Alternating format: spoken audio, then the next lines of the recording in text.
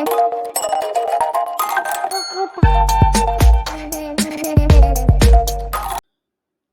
Everyone, इस video में बात कर लेते हैं एनसीसी लिमिटेड की। क्विकली एनालिसिस देख लेते हैं। चैनल को लाइक एंड सब्सक्राइब करना मत भूलिएगा। तो एनसीसी में आप देख रहे हो स्टॉक में आज एक और नया हाई बना है और साथ ही साथ अब स्टॉक पहुंच गया है ब्रेकआउट के मोमेंटम पे। अब वो क्यों, पहले ये समझिए। यहाँ से अगर आप कैप्चर करें स्टॉक में तो फॉर्मेशन काफ़ी सिंपल है, एक्यूमुलेशन एंड रिटर्न्स की, और उसी हिसाब से ये चैनल बनते हुए नजर आया। चैनल के साथ साथ आज हर्डल क्यों फेस हुआ, क्योंकि 246 पे स्टॉक को रेजिस्टेंस फेस हुई है ट्रेंड लाइन की। ट्रेंड लाइन कहाँ से बनी वो भी देखिए, यहाँ से ट्रेंड लाइन बनी है। ये कुछ लेवल्स पे रेजिस्टेंस फेस होते हुए जा रही थी और वही ट्रेंड लाइन ने आज यहाँ हर्डल फेस कराया 246 पे। 246 एज अ ट्रेंड लाइन का हर्डल हो गया और साथ ही साथ अगर आप देखें तो नियर बाय लेवल 250 जो कि साइकोलॉजिकल है। तो ये पूरा जोन अब आप समझ लीजिए सेलर्स से भरा हुआ है और यहाँ पे निकलने में स्टॉक को थोड़ी समस्या होगी। तो पैनिक मत करिएगा, क्योंकि समस्या का समाधान भी होता है और स्टॉक में सडन मोमेंटम अगर बना हैगा कहीं ना कहीं तो एक ब्रेकआउट का मोमेंटम भी डेफिनेटली बनते हुए नजर आएगा। यहाँ पे दो चीज़ें हो सकती हैं। पहला कि स्टॉक अगर कल पोटेंशियल रखता है या बाय नेक्स्ट वीक भी पोटेंशियल रखता है तो या तो स्टॉक अब यहाँ से ब्रेकआउट देगा सडनली, तो 255 अपन को बाय करना है 255 के बाद। इसलिए बोल रहा हूँ क्योंकि 246 ट्रेंड लाइन का हर्डल है, 250 साइकोलॉजिकल लेवल है, तो यहाँ से रिवर्सल बन सकते हैं। बट 255 सस्टेन कर लेगा तो रिवर्सल के चांसेस कम होंगे। वो इसलिए क्योंकि 255 पे अपन को सेलर्स देखने को मिलेंगे 255 तक जो स्टॉक को गिराने की कोशिश करेंगे।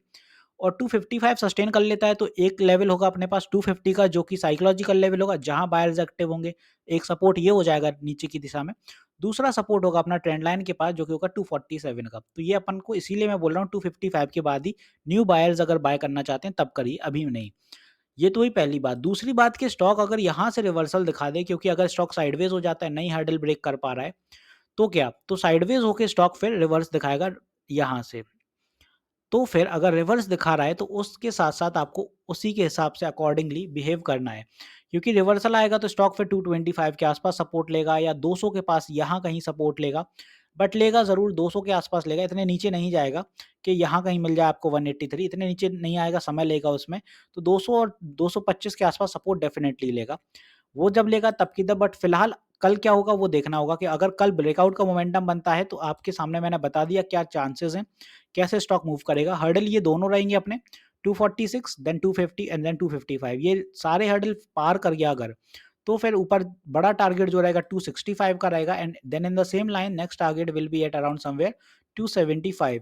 तो ये अपने ऊपर की दिशा में होगा रेजिस्टेंसेस सारे और टारगेट्स भी बोल सकते हैं आप।